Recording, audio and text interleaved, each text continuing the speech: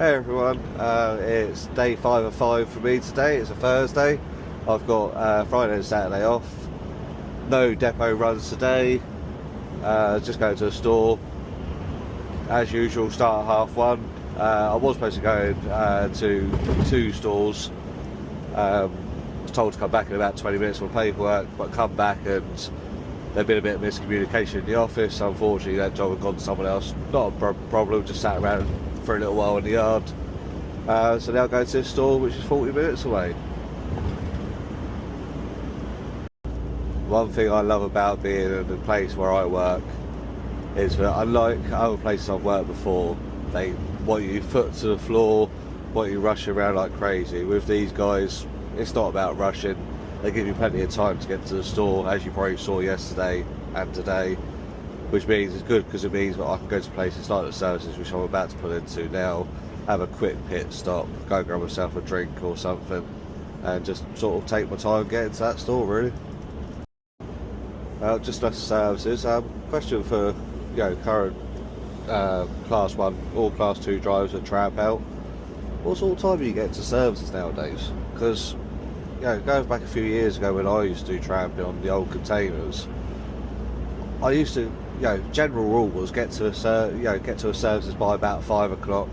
Truck stop, obviously, if you get yourself booked in, get yourself booked in. But usually by about 5 o'clock, you're good. Anything after that, it's touch and go. So just wondering what time everyone gets it now, because I've noticed the last year or so, I pop in for a break at around about 3-4 o'clock, and there's already people parked up for the night, and it's getting harder and harder to park. Yeah, it's just wondering what it's like nowadays. Okay, just getting to our first store of the day. Just about to go in and see whether we can get straight in. Right, well, we're in luck. They've opened the gate. There's no double decker. So here we go.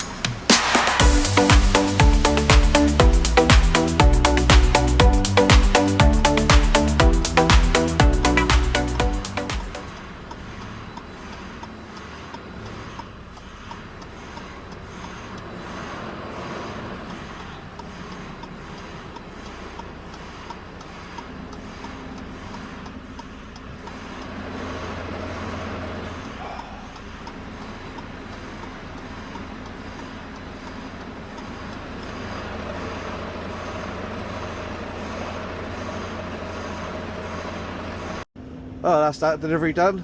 Took about an hour and 20 minutes. Double decker hadn't turned up yet, so back door guy was happy to unload me. So left there now. On the way back to the yard. Got to take a break on the way back, so probably stop in at the services rather than the yard, because it's touch and go getting back to the yard before my 6 hours. Let's get going. So I'm back at the depot now. I've got to put fuel into the trailer because the trailer is refrigerated, so it runs on diesel. So I'm just going to fill that up now. So that's the diesel done for the trailer. We've got dedicated diesel and fuel AdBlue tanks on site. We have a truck wash as well on site. Unfortunately, it is broken at the moment, so I can't run through that. So that'll be another day.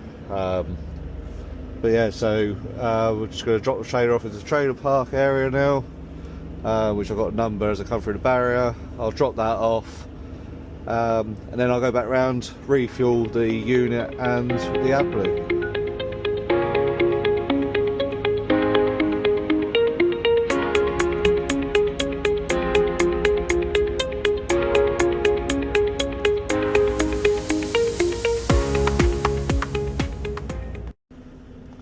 Yeah, so I was going to show you the reverse, and I was going to try and do an uncoupling as part of the video. Unfortunately, it was very congested around the trailer park area, so it was best to sort of leave that for today. I've just been back around the circuit. It's a one-way system. I've just been around the circuit to fill up AdBlue. It's unfortunate on the opposite side to my diesel tank, so after filling up the AdBlue, I've now got to go all the way back around again to fill up diesel on the other side.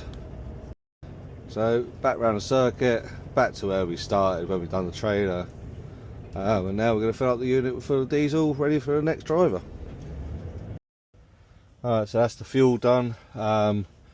So we've got back, trailer's dropped, fuel in the unit, fuel in the trailer, AdBlue. So the trailer always has to be filled up with fuel every time you come back from a journey. The AdBlue has to be filled up 100% before you finish your shift, and the diesel in the unit has to be between 3/4 to full. Most of the guys do fill it up when it's needed. When I got it today, it was just under 3/4, but it wasn't too bad. It don't really bother me because you're not going too far. So I've just topped that up full. Just gonna go park up the unit now, make sure all my paperwork's all signed up, and then with any luck we should hopefully have an early shift today, 8.5 hours.